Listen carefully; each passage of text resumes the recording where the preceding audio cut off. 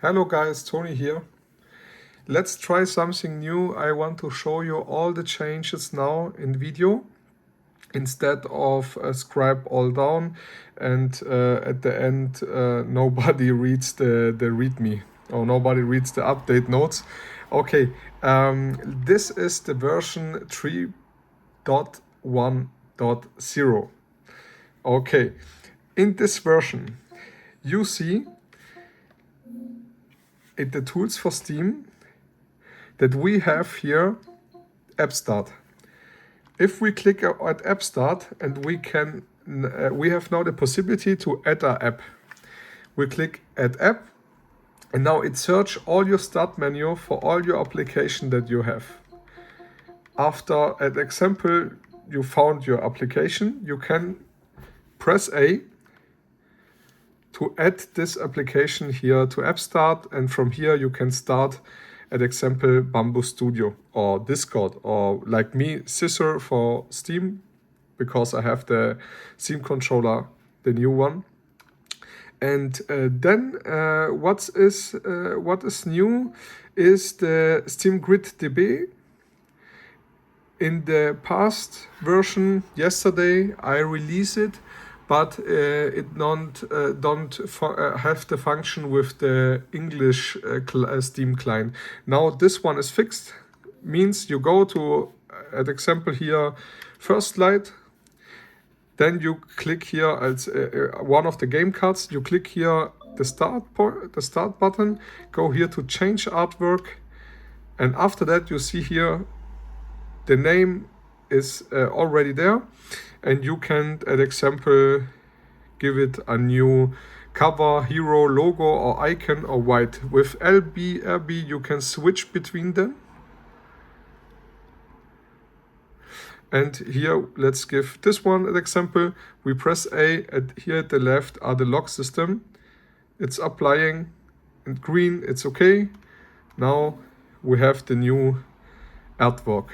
Okay, that's cool because it's you see all my artworks are beautiful, and you can apply all the artworks for the non-Steam games too. Okay, what's new? Let's open the QMA. That's in the Steam is this button in the Steam controller. If it's an Xbox controller, you need the Xbox button and A press at the same time. Okay, then what's new is how long to beat. It have now a update for how long to beat or patch. At the past there was not all game covered with how long to beat. Now if you go to any game that is not non-Steam game, because non-Steam game has no functionality at the moment, something for the future maybe, but all the games that you have here, you see that's a non-Steam game, there has no how long to beat, but all the games from Steam becomes how long to beat. An example here, Batman Arkham Asylum takes his time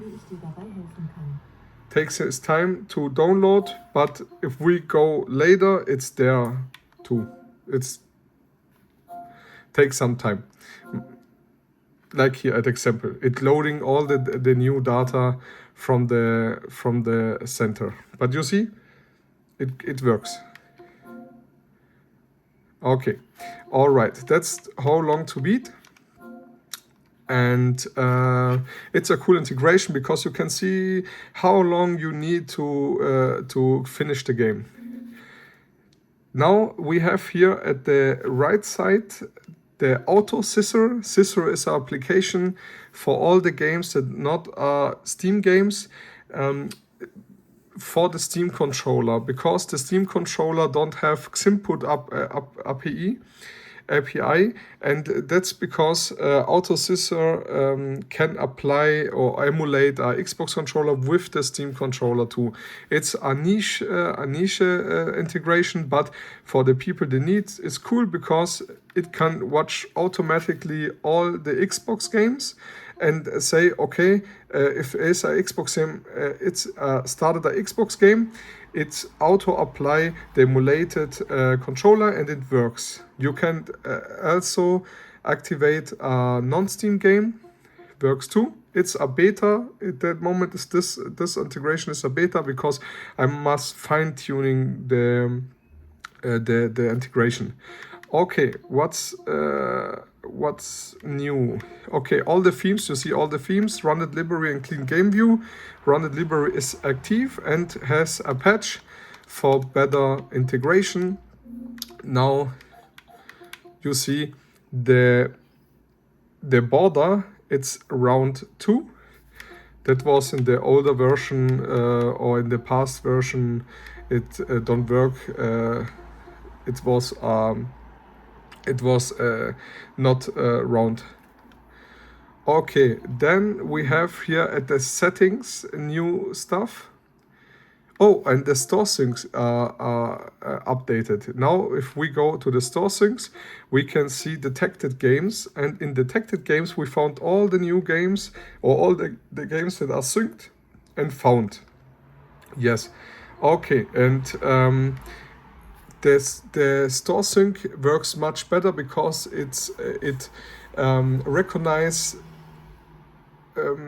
other drives in your system, not only the C drive. This was at the past. Now it's patched for all the drives that you have. Okay, now at the settings, and here's a bit complicated updates because it's a bit system relevant. We go here to an example here to the splash screen themes.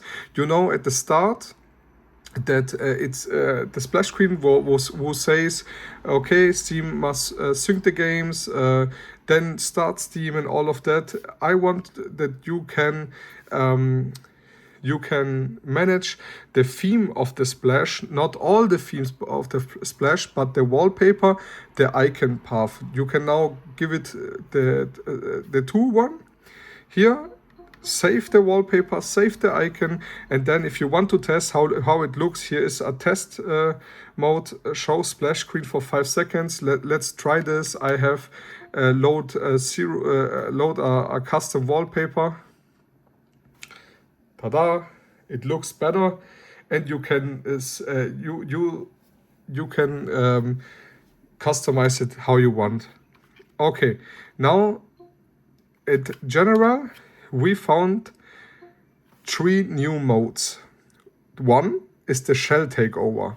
It's this one that you all recognize from Tools for Steam.